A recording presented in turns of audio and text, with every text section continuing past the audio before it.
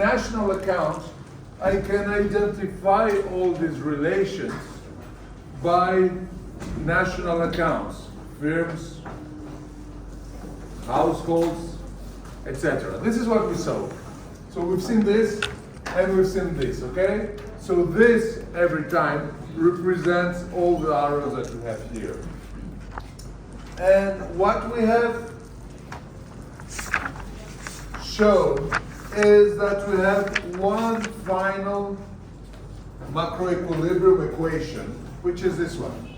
Y is equal to C plus I plus G plus X minus M.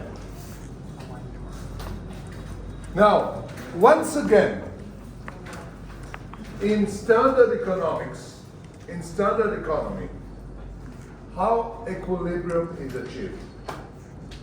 In standard economics, equilibrium is achieved this way. You have here the quantity, you have here the price, you have here demand, you have here supply, and what you have here is equilibrium. But here it doesn't work this way. It doesn't work this way because prices don't intervene. So what you have here is, this is the demand. We call that the effective demand. So it's consumption, it's investment, it's public expenditure, that is the state's consumption, exports minus input. In a sort of way, I could say that, and this here is the GDP, which is also the national income. National income and GDP is the same thing. Okay? So I can write this even in a different way. I can write this Y plus M, this is the supply,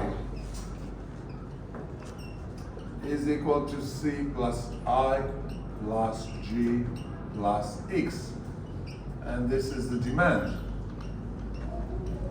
So take a good, take this